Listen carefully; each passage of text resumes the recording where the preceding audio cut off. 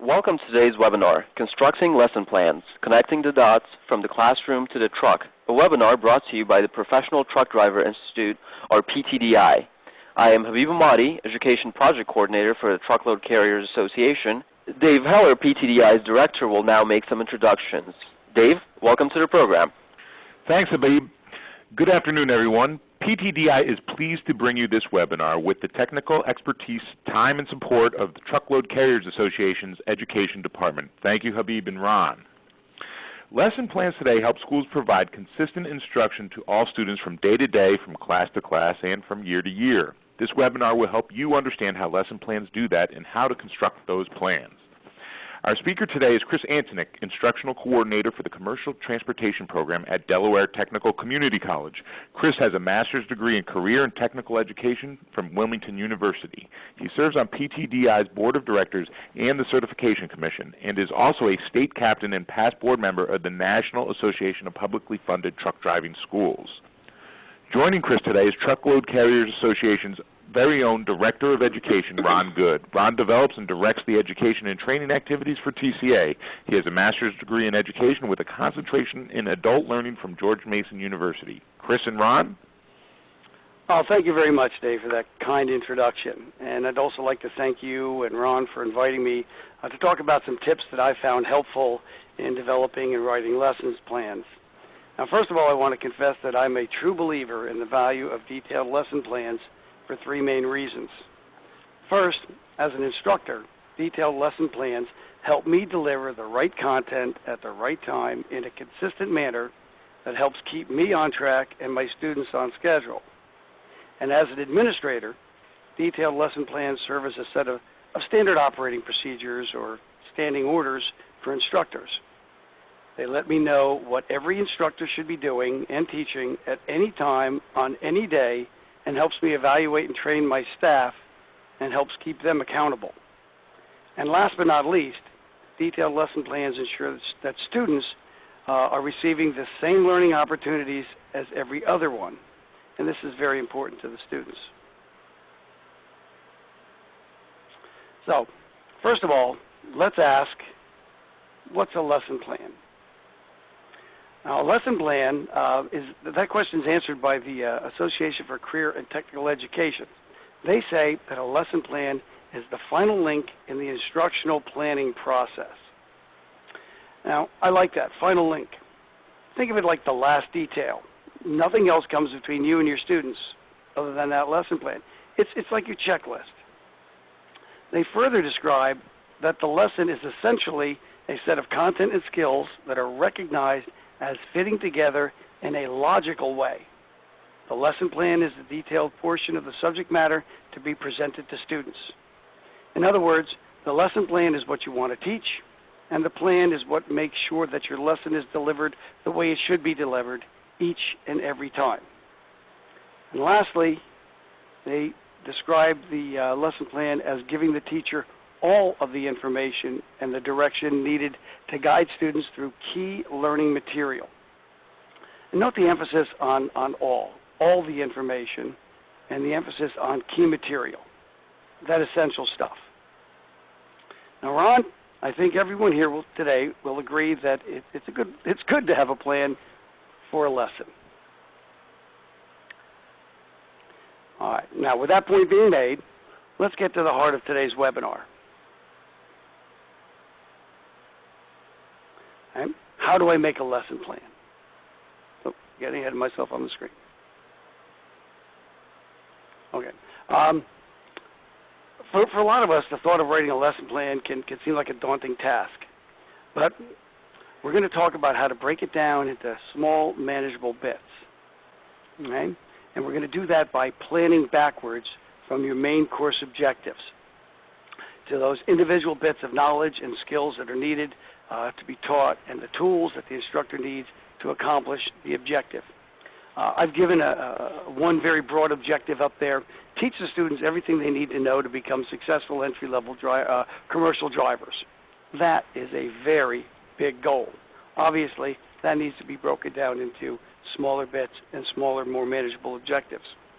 Now, Ron, I am curious, very curious, how many of our of our participants today feel that the lesson plans that they're using need to be improved or updated or maybe tweaked just a little bit. So I think we have a polling question for that, don't we? Yes, we did, and I think a couple people answered it already. I'm going to ask Habib to reissue that polling question. It sort of got out of sync. But it would be interesting to see, who really has a lesson plan. And, one of the things that you commented on when you talked about, planning backwards, in terms of instructional design, you're right on the mark. 'Cause in any kind of training situation, you should always think about what is your terminal objective. And then from there, you design your training from that point forward. So in other words, what is it that you want the students to learn? And then you plan from there backwards, just like you said. That's actually a very effective instructional design technique, and it's one that professional trainers and educators use. And so it looks like, Chris, we have quite a few people who've answered yes to your question. Do they feel their current lesson plans need improvement or need to be updated? And if we close the poll, we'll see 80% said yes, and a smaller percentage, about 20%, said no. So hopefully we'll help the 80% get to where they'd like to be, and the 20% will learn something new today. Hopefully. First of all, a backwards design, I think it should come very natural to all of us in the transportation industry. I think you could compare it to route planning. Now, don't you usually find that it's easier to plan a trip by first finding the destination on the map and then choosing the highways that you're going to travel by tracing the route backwards all the way to the port of origin? That's what backwards planning is all about, as Ron had said. It's that general to specific approach to making lesson plans. Begins by that simple question. As Ron said, your terminal objective. Let's think of it as a simple question. What do I want my students to learn from this lesson? That is going to be your objective. Now, on this next slide, I show a kind of an outline of the backwards planning process. With commercial entry-level driver training, we have an awful lot to teach. So how do I know that my curriculum contains the right content? Backwards design is vitally important to make sure that all the right content is in the program, especially for a certified program, because certified programs need to make sure that they have what we call a content match between what they have in their lessons and the specific training standards. And again, this is one area where PTDI can be very helpful. On their website, you can find the 5 units of instruction, and then they're broken down into standards. And these standards can be used to develop the objectives that can be used to create great lesson plans. These detailed lesson plans are going to specify our strategies and methods. In other words, the nitty-gritty that's going to help us deliver a successful lesson. So at the top, we can see that I've got the PTDI curriculum units, and they're broken down into curriculum standards and skill standards that we're going to talk about here in the next few slides. They're going to be used to help us create our objectives, or actually they become our objectives. And of course, we have those in our syllabus. And from that, we're going to develop our lesson plans, which, as I said, are going to have our strategies, our methods, our tactics. They can be, they're going to include step-by-step procedures, other information such as perhaps specific road routes for behind-the-wheel training or range exercises, other materials we're going to need such as perhaps an error tally sheet, anything that's going to help us track that daily progress of the student, including behind-the-wheel training records, and there's always going to be some mention of evaluation in our lesson plans. So let's move on to the next slide. And we got a question here. It says, aren't standards really objectives? Because of the unique nature of commercial driver training, we're going to find that we have 2 types of standards, curriculum standards and skill standards. Your curriculum standards can be thought of as knowledge objectives, and that's going to be used to provide that guidance that's going to help your instructors identify the specific learning objectives. And those learning objectives are going to further help us work on the details to develop classroom lesson plans that are going to clearly spell out consistent methods that you're going to use to accomplish the objectives and meet the standards. In other words, teach the lesson. Can I interject here real quick? Sure, Ron. Chris, you raised another good point about, if you could go back to the slide real quick. One of the things I want to emphasize in terms of instructional design is that different levels of learning take different cognitive abilities. And one of the benefits of having a lesson plan and following a curriculum standard is it allows you to provide the instruction in an order that enhances or better utilizes the student's ability to do a transfer of learning. Transfer of learning, of course, means they actually learn what it is you're trying to teach them. And if you go through this process that you're talking about, using your curriculum standards and using your learning objectives, and you identify what those, specifically what should be covered in each one of those objectives, what will happen is you will start to naturally teach your students in an order that allows them to gradually use their cognitive abilities. For example, the lowest learning that takes the lowest cognitive ability is what this researcher called Gagne called declarative knowledge, and it simply means you know that something exists. The next level might be differentiation, as Gagne says, meaning that you can tell the difference between two types of things. So declarative knowledge might be your numbers and your alphabets, and then the next level up would be your ability to differentiate between numbers and alphabets, etc. So you can see it takes a little bit more cognitive ability to understand declarative knowledge than it does to understand differentiation. Then you go to things like concepts and definitions and rule using and those kind of things, and each one of them, it's a hierarchy, and each one takes a little bit more ability of a student to understand. When you use things like standards and learning objectives and a lesson plan, what happens is it forces you to automatically line up your learning in an order that gradually calls on the student's cognitive ability one step at a time, so that the transfer of learning happens. What happens many times with instructors that don't understand this is that they will start teaching at a level much higher than the student has reached yet in the knowledge that you're trying to teach them. In other words, they might start teaching them rule using when they don't know all of the definitions related to the rules. And then the student doesn't learn, and they think that there's something wrong with the student, when actually it's the instruction that needs to be fixed. And your process actually eliminates that error. Absolutely, Ron. As we said earlier, the Association for Career and Technical Education said just what you said, that these are a set of content and skills that fit together in that logical way. We're going to stair-step it throughout our various lessons. Now, in addition to our knowledge standards, PTDI provides skill standards. And your skill standards can be thought of as the, I'm going to move a slide. Your skill standards can be thought of as the mental and physical learning objectives, kind of muscle memory and conceptual knowledge, brains and beauty all rolled up into one. Your skill standards are going to help you develop the lesson plans that you're going to use to enable the students to develop the competencies or those actual skills that are going to meet those skill standards and teach that skills developing lesson. So, let's start to put it all together.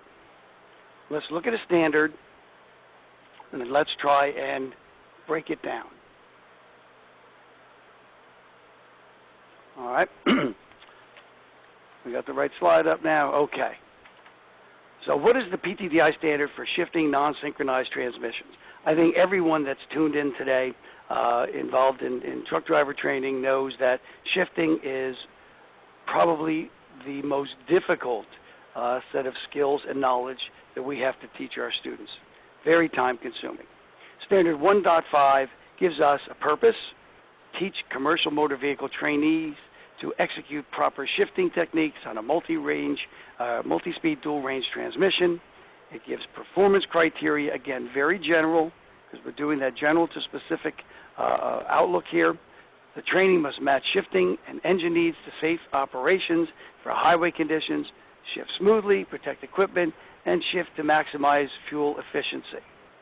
Okay, we have a broad purpose and performance criteria.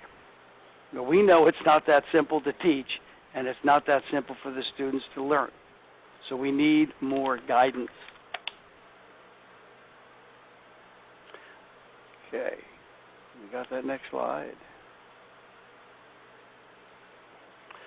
Now, with the help of the knowledge and skills objectives, we're going to be able to focus on more detail.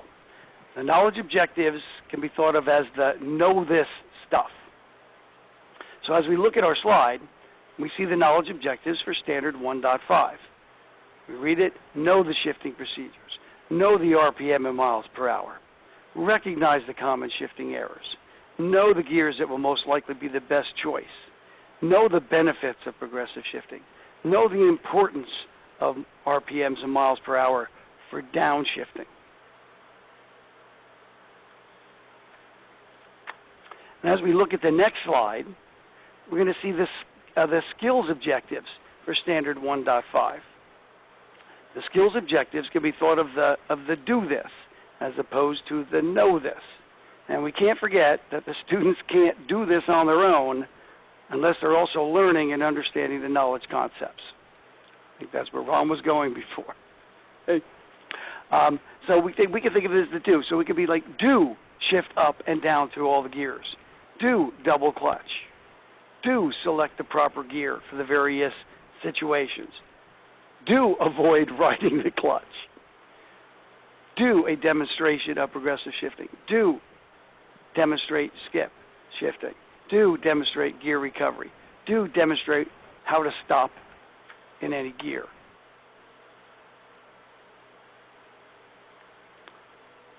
So I'm hoping at this point we are well on our way to seeing how PTDI standards can be used to form a foundation for classroom and behind-the-wheel lesson plans. We're going to use those knowledge standards that are going to provide the foundation for our classroom lesson plans. The skill standards are going to provide the foundation for the highway and range lesson plans. Now, Ron, I think at this point we were going to open it up if we had any questions from anyone this far. I do see a comment from Jerry, Chris, I think is a really good point he makes.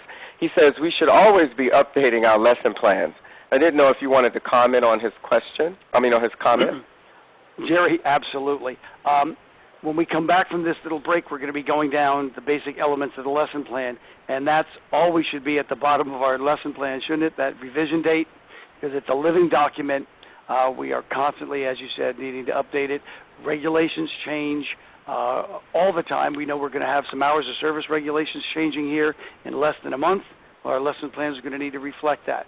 If we put the wrong date, we don't put a revision date on our form, we just might be handing out the wrong lesson plan to instructor and teaching the wrong content. So thank you very much for that comment. It doesn't look like we have any more audio questions or text questions. So, Chris, I think you can go on. Okay. Well, let's talk about the basic elements of a lesson plan. So I'm going to show you some examples of two lesson plans here in just a moment. But before we do, let's, again, run down the basic elements of the lesson plan. After a heading that you're going to obviously have on your lesson plan, you should have a general description, just a few sentences that just gives the general idea of what the lesson is about. Good for the instructor to just read that, kind of wrap their brain around what we're trying to do without getting into all the technical nitty-gritty of the objectives and other things. You should always have the time frame about how long this lesson should take. I think the standard should be below that. Again, if you are, in particular, a certified program or thinking of becoming a certified program, it's going to be very, very helpful in being able to document that you have matched curriculum content with PTDI standards if that standard is listed on your specific lesson plan. You need to have your objectives. That's going to be all those major concepts that you need to cover in that lesson. It should list the materials that the instructor needs. The essential questions should be listed. These are essential learning questions, which might be a new concept to some of the people that are participating today. We'll show some examples of that, but the essential learning questions basically are a way to kind of rephrase the objectives in a way that makes it easier for an instructor to evaluate, are the students getting it? These are questions that the students should be able to answer if you've had a successful lesson. Of course, you should have your procedure, your 1, 2, 3, the meat of exactly how you're going to do this lesson in order. Every lesson should have some form of assessment, and again, we'll talk about that in more detail when we go through the specific lesson plan. And as Jerry had pointed out, you need to keep revising your lesson plans, put a date on it right at the bottom. So when we look at these lesson plans that I'm showing here as an example, please keep in mind that these lesson plans were not drafted overnight. They don't get put together that quickly. These actually started as simple outlines that were fleshed out over time. So this is not something you're going to do overnight. So let's take a look at them.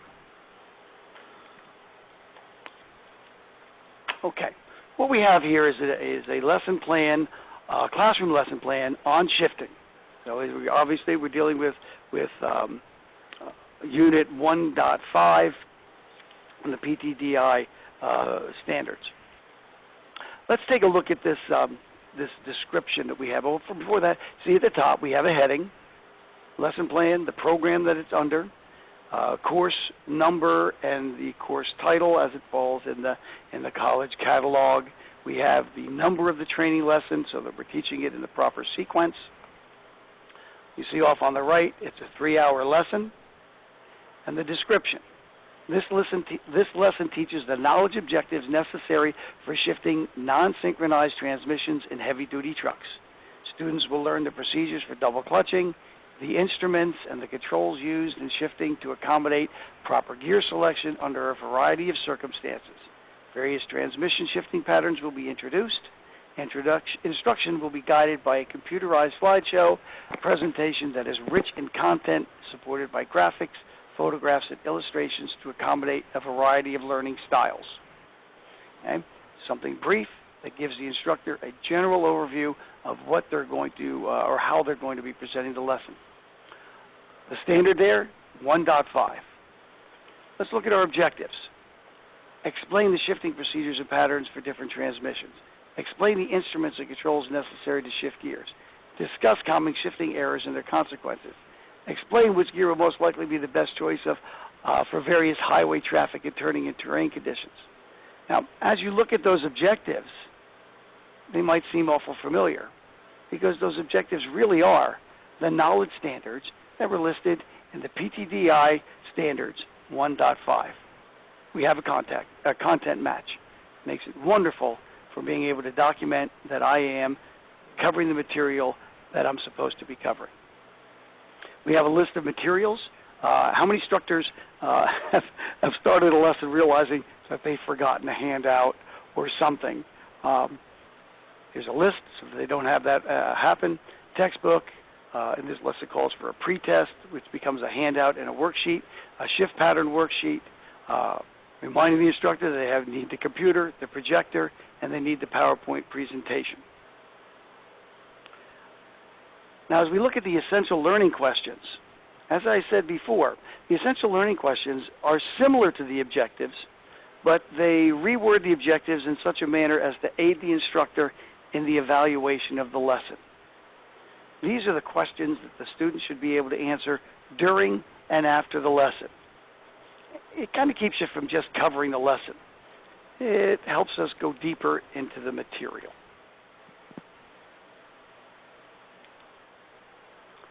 As we continue on the second page of the lesson plan, we'll find our procedure. Now, the procedures are the how to teach the lesson in step-by-step sequence. Now, even though they're detailed, they don't keep the instructor from putting their own flavor to the lesson. Now, I use PowerPoint presentation that we developed in-house. I make sure that they follow the textbook.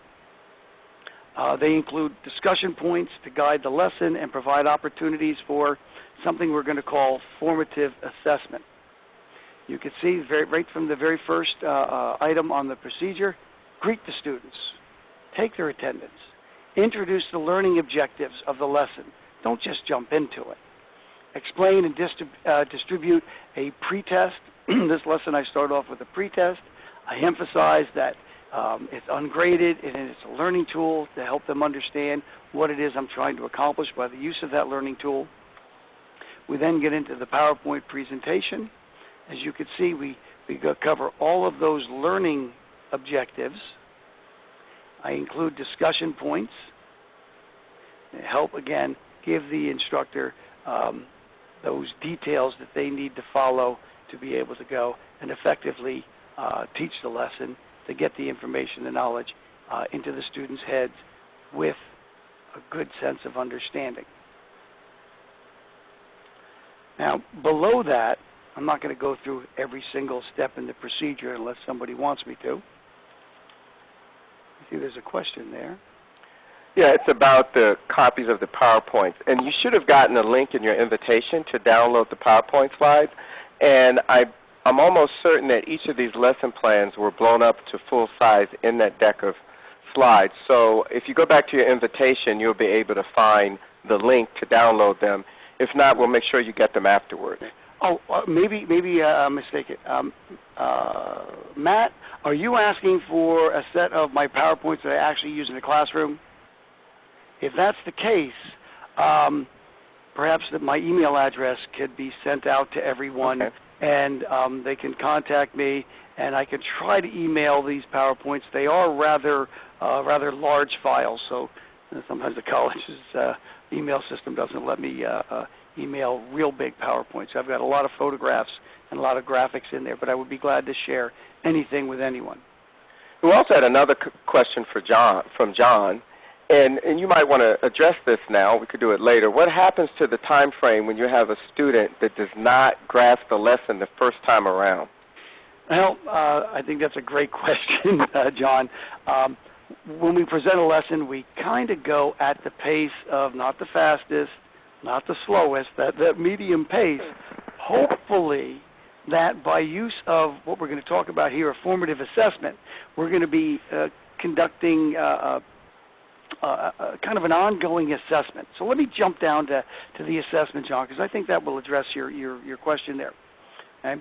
This formative, so every lesson should include two types of assessment whenever possible or practical.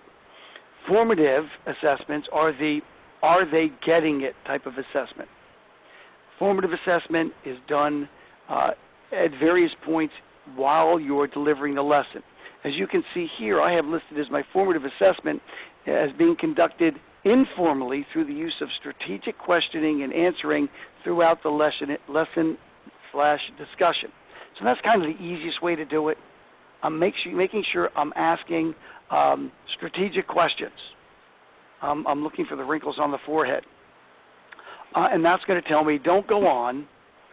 Keep working on this point till the student is able to demonstrate or to convey that they have a better understanding of the content of the notion of that particular point that I'm trying to make. Now, the summative assessment is typically conducted towards the end of the lesson. It's the did they get it. So formative is are they getting it, and then the summative is the did they get it. Quite often that's done with a quiz.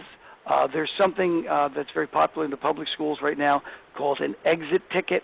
It could be just maybe a few short questions or asking the student to write down very briefly what they didn't get or what they liked or what they didn't like about the lesson. The instructor can review that after the lesson, and they can use that to decide whether or not on the next time that class meets, should they move forward or do they need to review, and if so, how much of a review needs to be done. And John, frankly, there are occasionally those students that don't get it and might just need to repeat the course.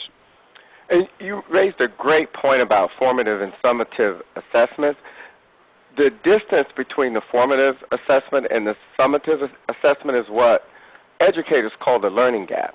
And so your recommendation is exactly correct. Once you figure out what the learning gap is, then you'll know how to go back and review the material, how much of it you need to review again. So it's good to do that. And then I think that would, help our friend John in this case, is he's going to be able to identify the learning gap for this particular student. And it could be something that's prevalent throughout the whole class. And then, like you said, it gives the instructor the opportunity to decide the next lesson they need to review something or emphasize something to fill in that learning gap. And John, another thing that can help fill in that learning gap, I don't know if you have any kind of mechanism in place at your school for peer tutoring, but we often will refer someone if they're having a hard time. We try to match them up with a student that has a good grip on the information and ask them to work together. And some schools we can actually get that peer tutor paid to provide that help to that other student that's struggling. Oh, it's great points. All right, now, I conclude this lesson plan, as you can see, first of all, with an assignment. If there's an assignment, make sure that's on the lesson plan. Here we say before the next class period, read a certain chapter in the book. All right? As you can see, at the very bottom, I've got a revision date. This was revised January 2013. And I also include the computer file name of that document. I think every one of us has, at one point or another, tried to find some file on our computer that we forgot the name to. So if you put the name there, you're never going to have to worry about that again, of course, unless you lose the paper document itself. Okay, so now let's look at another lesson plan. This time we're going to look at a behind-the-wheel lesson plan on shifting. Okay? This lesson plan goes right along with the classroom lesson plan we just looked at. You'll notice it uses the same format as the previous example, but even though it's a similar lesson, it's going to be very clear that this has a very different goal. And as I read the description, note how it establishes some basic expectations for both the instructor and the student. This lesson will develop the physical coordination and shifting skills necessary to continue basic control training on the public roadways. It represents the student's first opportunity to put a tractor-trailer in motion and shift a multi-range, non-synchronized manual transmission. Training will take place in the controlled environment of the air park. That's our range, and it's a big one. After receiving a demonstration and commentary, students will be coached on how to up and down shift and be given the opportunity to practice under supervision. Due to the nature of this training, students who are awaiting their turn will be encouraged to be observant and courteous. Students will be reminded of basic safety concerns associated with entering and exiting the vehicle and safety belt use. Note that at this early stage of training, it is the instructor's responsibility to pre-trip the vehicle prior to this lesson. I think you get by reading that, you can get a general feel of what we're trying to do with this lesson. Okay. Now, as we look at the rest of the lesson plan, it should be very obvious that behind-the-wheel instructor must be familiar and very familiar with what's taught in the classroom, because those knowledge skills go hand in hand with these skills. Okay? Our objectives: put the vehicle into motion, achieve increasingly smooth motion and acceleration, coordinate double clutching.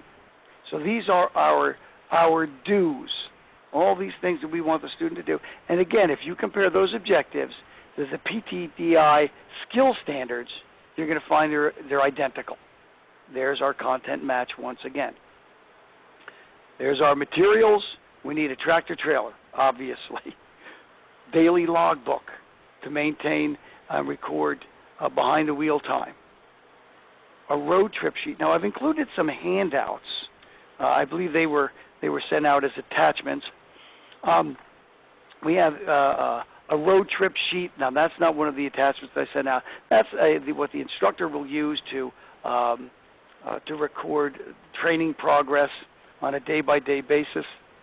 I've included a basic control driver error tally sheet and a set of explanations for the errors.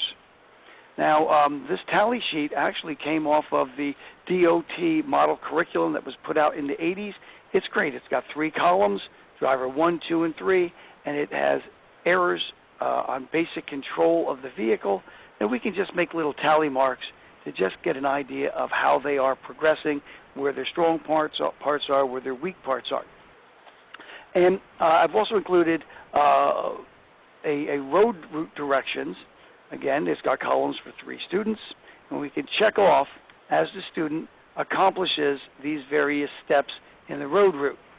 And if you look at that, you'll find that the first 10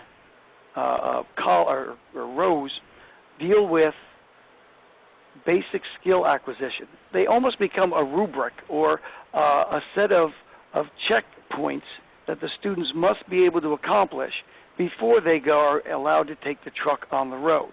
So not only is this kind of a standard operating procedure, but it serves as a tool for the instructor to use to be able to go and say, should I take the student out on the road? And my answer is always to the instructor, have you checked them off on all 10? If you have, they're good for the road. If not, don't take them on the road. So it takes some of that question of what do I do out of the instructor's hands and puts it,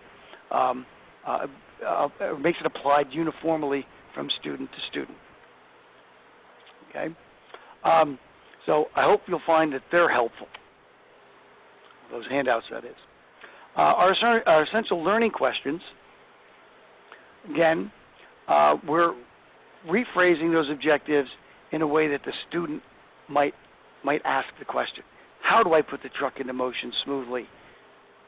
What must I do in order to correctly upshift and downshift? What must I do in order to correctly skip shift? What is gear recovery? How is it performed? What is riding the clutch? How can I avoid it? What's different about progressive shifting? How do I stop the truck regardless of what gear it's in? So you can see that those are those objectives put in such a way, or worded in such a way, that it's going to go and also give the instructor a way of being able to do that formative assessment of the student. Are they getting it? Can they answer those questions as you get along or as you go along? Let's move on to the second page of this lesson plan. There's your procedure. Okay? And again, as we look at the procedure, you'll see that it guides the instructor to document. Let me move forward. All right. You'll notice that the instructor is guided in such a way to ensure that the training time is recorded, that the student's credentials, their license, their permit, their medical card is checked before they go out on the road. So if they follow the lesson plan, you know that things are happening right. As an administrator, the instructor knows that they're doing what is expected of them. So we go down that. You can look at the fine details of that on your own. Again, we take a look at our assessment. We see that the formative assessment is going to be conducted through the use of that basic control driver error tally sheet and that skills checklist that's found on the driving route and directions. Now, under summative assessment, I have none, but in reality, that summative assessment it really is going to be done, because you're going to look at that error sheet when you're done teaching the lesson, and that tells you, did they get it? Sometimes I actually draw a line down the middle of a box for the student and make tallies for the first half of their stint behind the wheel and tally marks for their second stint behind the wheel, and I can see whether they're out there making progress and they're making less errors as they go along. Now, I'm going to go on to this next screen. Now, here we're going to see a short video clip of a real student as I deliver part of an actual behind-the-wheel lesson on shifting the transmission. Now, before I roll the footage, I want to warn you that this is unrefined video. I shot this with my smartphone, and prior to this, the student only had about 45 minutes of shifting practice. So this is a real new student to this shifting the non-synchronized transmission. Now, this is going to be an example of what really goes on in the truck when you're teaching skills. It's not neat and pretty like that lesson plan or how you can do it in the classroom. It's a lot harder to control. It's noisy and it's bumpy with a lot of rapid-fire coaching by the instructor with a student that's trying his absolute best to do what he's told. You're going to hear and see the student make mistakes, and you're going to see him try to recover from them, and sometimes the student will recover from them nicely, and sometimes not so well. as you look at it, look for times when I correct the students and I praise them for doing a good job. Notice that I try not to be overly critical, which is something that we can do in that truck if we're not careful. I even let some mistakes go by without even a mention. But most importantly, I'm trying to develop a relationship of mutual trust in a relatively calm atmosphere. Now, at this point, I want to remind you all to turn up the volume on your computer so you can hear the action. Now, I'm going to have to mute my phone. So, Habib, if you can go and roll that footage.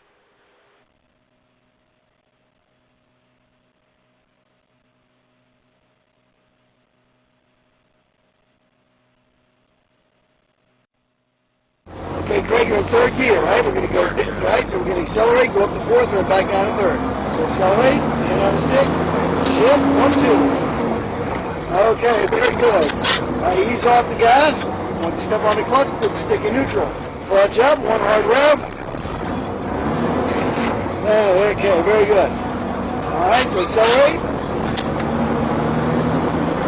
All right, shift to fourth, 1, 2. Excellent. All right, ease off the gas now with your hand on the stick. Step on the clutch, put it neutral. Clutch up, rev. Up, down, push. All right, you're getting there. All right, I want you to accelerate. Up to fourth, 1, 2. Ooh. All right, ease off the gas. No gas. Step on the clutch, put it neutral.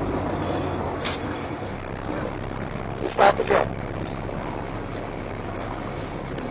You didn't do what I said, did you? I said step on the clutch, put it neutral. What'd you do? You stepped on the clutch and stopped it. Okay? What? You thought about the fence? Oh, no, I know you won't let me run that fence. That's right, I won't let you run into that fence. Okay, put it in first gear. 1, 2. Too slow. Okay, recovery, clutch up, little left. Clutch down, little left. Beautiful recovery. All right, give it a little gas. Okay, third, we're going to go to fourth. Shift, 1, 2. 1, 2. Very good, okay? All right, we're going to practice the downshift. You get your foot off the gas. Okay, step on the clutch, put the stick in neutral. Clutch up, rev it once hard. There you go. Oh, that was nice. That was nice. All right, give it some gas. Oh, no, he's on the gas with the bump. We got the big bump here. Bump, 1, 2. Okay, give it some gas. Accelerate. Faster. We'll shift forward. 1, 2. 1, 2. Very good. Okay, ease off the gas. When you step on the clutch, put it neutral. Clutch up, rev. Clutch down, stroke. Okay, better. Okay. All right, we're in third gear. We got our turn coming up. Keep your wheel straight, please. No gas. Check your mirror. Put your left signal on. No gas. No gas. Turn the wheel now. No gas as you're turning the wheel. Now you give it gas. Once the wheel is turned, we give it gas. Straighten the wheel out. No gas. Hard left again. And give it a little gas. Straighten the wheel out in your lane. Okay, very good. All right, accelerate. And shift to fourth gear. 2. All right, now, your chance to recover. Let's recover back to third, because that'll be like a downshift. Put your hand on the stick. I want you to go rev it hard. One time, real hard. Okay, stroke it. Very good. Okay, let's accelerate from third. And when you shift to fourth, it's 1, 2. All right, shift. 1, 2. Okay. Okay, put off the gas. Step on the clutch, put the stick into neutral. Clutch up, rev hard. Clutch down, stroke. Very good. Okay, you get that timing that sends the feel down for that downshift. All right, let's keep it in third gear.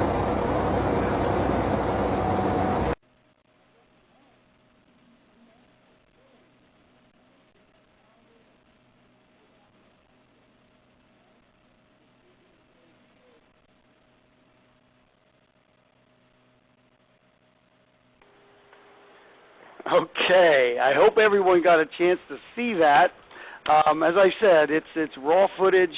That student was really working real hard. Hopefully you got a chance to see and could hear some of the mistakes that I was talking about, opportunities for him to learn how to recover. We tried to keep it calm. You saw that one point in the video where he didn't do what I told him to do. I stopped. We had a little bit of fun with it. Did you think I was going to let you run into that fence? He said, no, I know you wouldn't let me run into that fence. I said, you're darn right. Let's get back on track.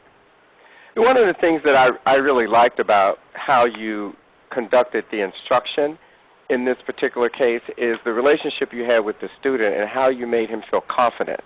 One of the things that we find in research, especially when it comes to teaching adults, is that adults learn best when they're in an environment where they feel unthreatened. And, I learned how to drive a stick in an old beat-up school bus, when I was 17 years old working at a bus company. And I remember the person that taught me had the same sort of mannerism that you did. It was one that made me feel confident and at ease. And even though you pointed out his errors, you didn't make him feel like he was unintelligent or he wasn't doing what, that he somehow was something wrong with him. In other words, you were just making him feel confident about your ability as an instructor to teach him, which made him feel at ease. And I bet you he was able to learn that a lot easier because of that. I was impressed that he learned that in 45 minutes. I mean, I thought he did good for 45 minutes of instruction, and I think it says a lot about you as an instructor and about the learning environment. Whether it's in the classroom or in the cab, the learning environment has to be one that the student feels comfortable and confident in. Well, thank you, Ron, for those kind words. I will confess that there are times when I think when every over-the-road or road instructor, and range instructors for that matter, are trying their best to maintain their patience. It is a very stressful environment, not just for the student, but for the instructor. The student is going to learn best when we can try to keep things calm. Stress just gets in the way of learning. It just blocks it right there. They can't hear what you're saying. Another observation that I've made over time, Ron, is that we don't know the background of all of our students. I've noticed that with some students that they seem to be quite afraid of that behind-the-wheel instructor, that some fear starts very quickly. I have found that if a student had been a victim of some sort of domestic abuse, maybe they weren't treated very kindly as a child, or they come out of a rough relationship, that road driving instructor can almost appear to that student as being someone who is a bit abusive if they're not careful, because we're telling them everything they've done wrong, telling them what they shouldn't do, and they're under tremendous stress. If you find that you have a student that you could think that might be the situation, stop the truck, pull over. Ask them confidentially. Say, look, I'm trying to, I know you're stressed out, but can I ask you a personal question? Have you ever found yourself in a situation where maybe you experienced some physical or verbal abuse in your life? And so are you feeling like that's what's going on now? And then assure them that you're going to tell them what's wrong. You need to tell them when they're making mistakes.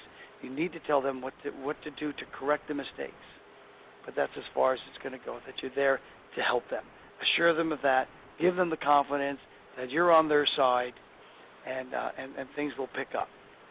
So a calm environment truly is the best environment for teaching the adult learner.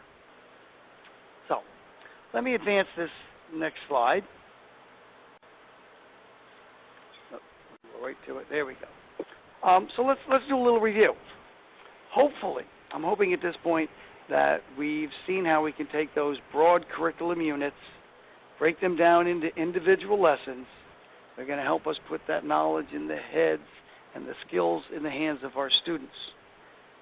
Feel free, go on that PTDI website, www.ptdi.org. Take a look at those 5 curriculum units. Notice how they're broken down into curriculum standards and skill standards. Look at those standards and say, can I use those as the objectives for my lessons? Take those objectives, put them into a format similar, at least what works for you, similar to what I've given here as an example, and I think maybe it's going to be helpful to you. I certainly hope so.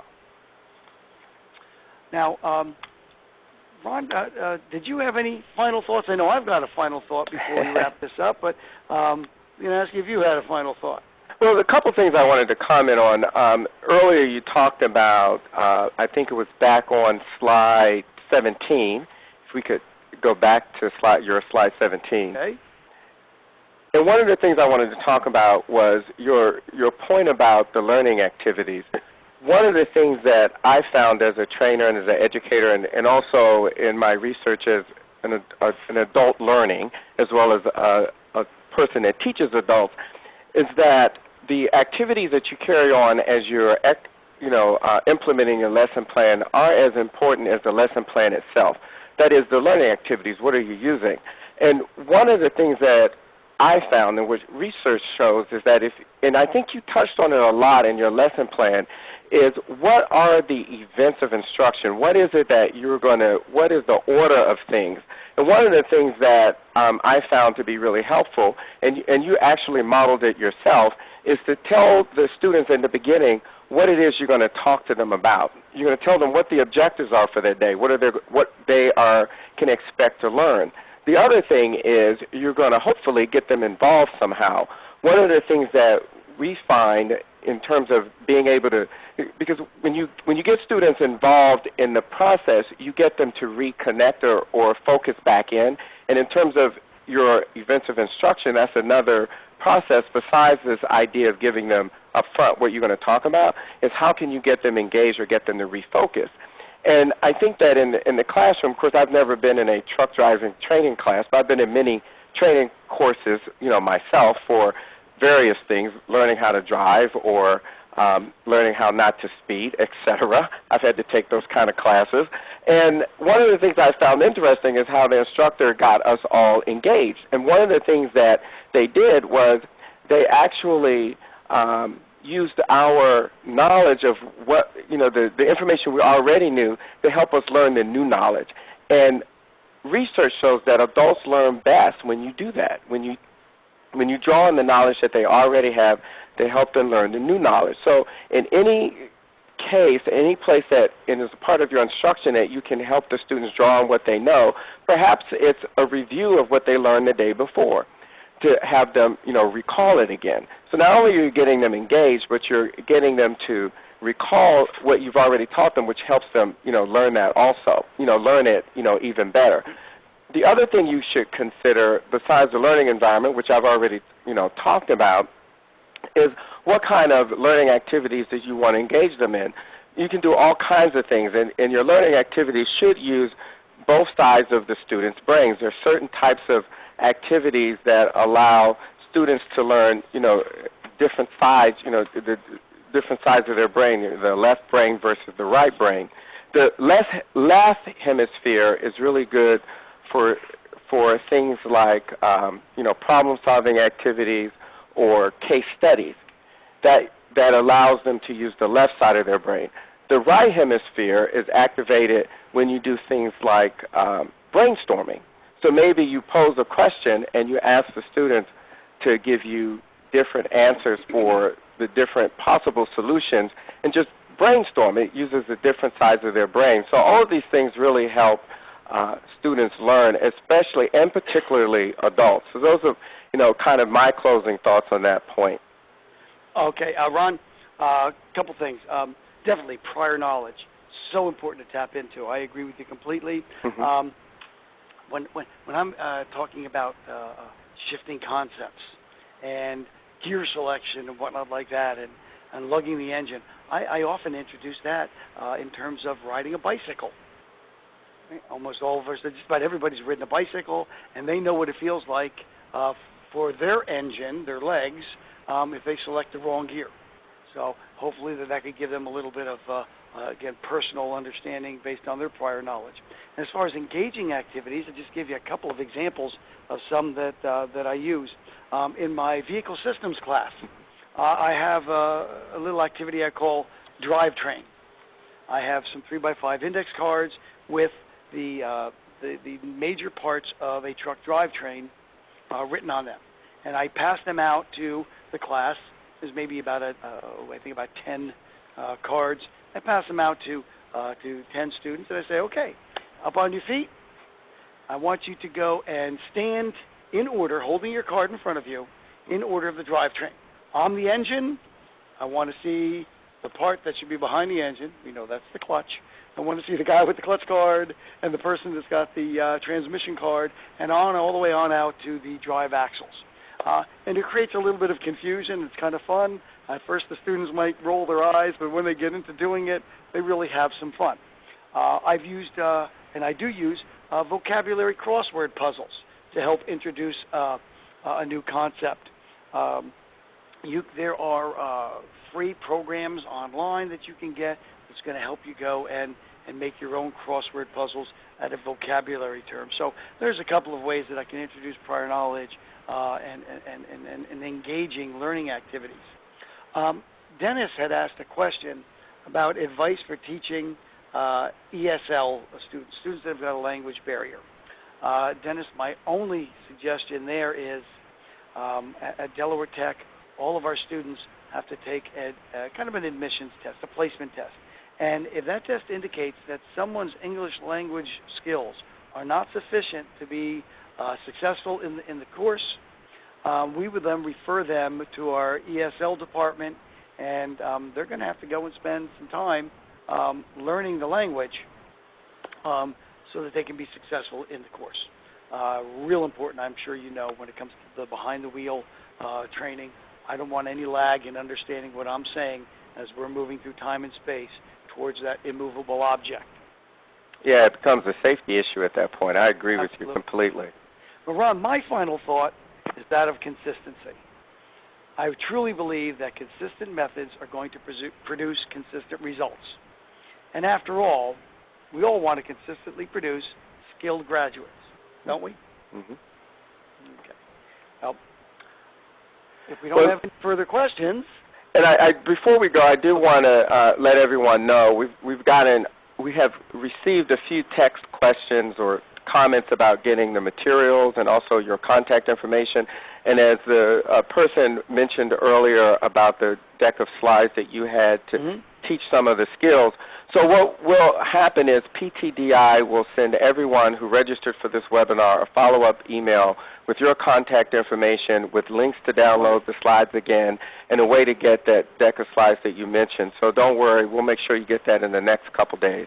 Sure. I'll be glad to go and send some examples of some of the PowerPoints that we use, and hopefully you're going to find that very helpful. And I just want to thank everybody for participating in this, for their time, their attention, and their great questions. Great, thank you. This concludes today's webinar, Constructing Lesson Plans, Connecting the Dots, from the Classroom to the Truck, brought to you by the Professional Truck Driver Institute. Many thanks to Chris Antonik and Ron Good for their presentation. For more information, please contact Marlene Dekita at PTDI. Thank you for joining us. You may disconnect now.